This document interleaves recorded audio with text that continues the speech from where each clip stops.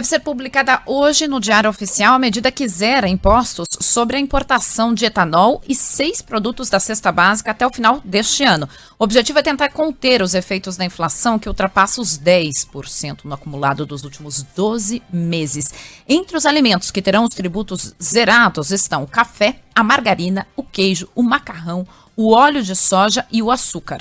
No que diz respeito ao etanol, a ideia é combater a alta dos combustíveis agravada pelo conflito entre a Rússia e a Ucrânia. A expectativa é reduzir o preço da gasolina na bomba em até 20 centavos, segundo o secretário de Comércio Exterior, Lucas Ferraz. A relação entre as produtividades do combustível, gasolina e etanol, há basicamente uma proporção fixa, né, entre o preço dessas duas commodities. Então, somados os dois impactos, o impacto da proporção relativa, né, entre as produtividades dos dois combustíveis e somado o efeito composição, isso levou a uma estimativa de impacto final da ordem de 20 centavos no preço da gasolina. Segundo Lucas Ferraz, no entanto, a diferença não vai ser repassada de imediato para o consumidor, não. Ele lembra que o preço do etanol e da gasolina depende das variáveis internacionais. Claro que não haverá solução para esse problema, é possível que inclusive o preço, né, continue subindo, mas a nossa ideia é, com a redução de 18%, termos, né, um choque de oferta, né, como resultado e, de alguma forma, apresentarmos aí uma espécie de contestabilidade do mercado de etanol. O TSE analisa hoje a consulta feita pelo Palácio do Planalto para a adoção de subsídios aos combustíveis em ano eleitoral. Thalita Almeida.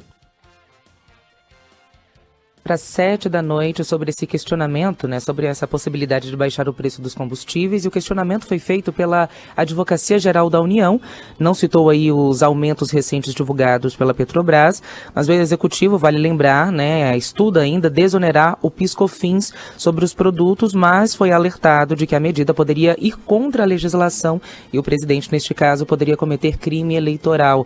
A palavra do TSE, dessa forma, ela vai servir como uma possível baliza para o governo planejar as ações, mas não terá o peso de uma decisão judicial. Além disso, ontem o presidente voltou a falar sobre a alta do preço dos combustíveis no Brasil. Durante uma conversa com jornalistas, ele falou que zerou o imposto do diesel no Brasil e que espera essa resposta, então, do Tribunal Superior Eleitoral sobre a possibilidade de redução. Nós zeramos aqui, já tínhamos zerado no gás de cozinha no ano passado, zeramos o imposto federal do diesel, mas não chegou na conta da linha.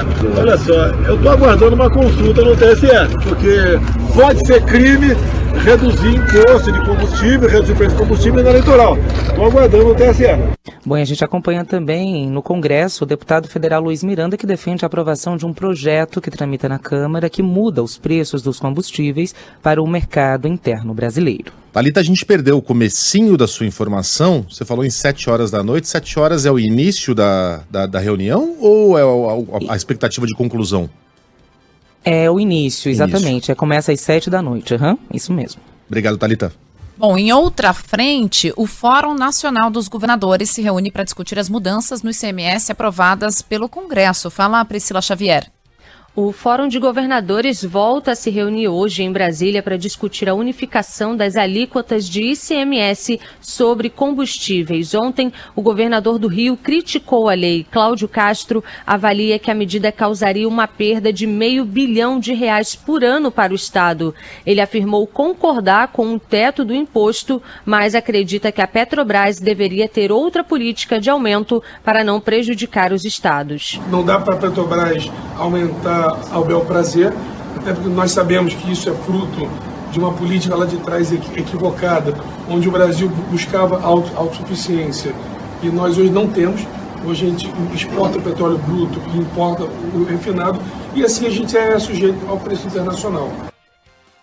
Agora é importante dizer que as mudanças na cobrança, obrigada a Priscila pelas informações, a gente vai acompanhar porque essa reunião, o Fórum Nacional de Governadores, se reúne logo mais a partir das 9h30 da manhã, assunto super importante para a gente acompanhar aqui, até porque essa decisão de alíquota única pode levar ao aumento da carga tributária em 9 estados, né?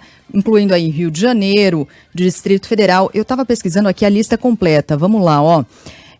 Além do Distrito Federal, Espírito Santo, Mato Grosso do Sul, Minas Gerais, Paraná, Rio de Janeiro, Rio Grande do Sul, Santa Catarina, São Paulo e Tocantins. Em todos esses casos, haverá aumento dessa carga tributária. Por quê? O Comitê Nacional de Secretários Estaduais de Fazenda disse o seguinte: a definição da alíquota média ficou em torno de 15%, né?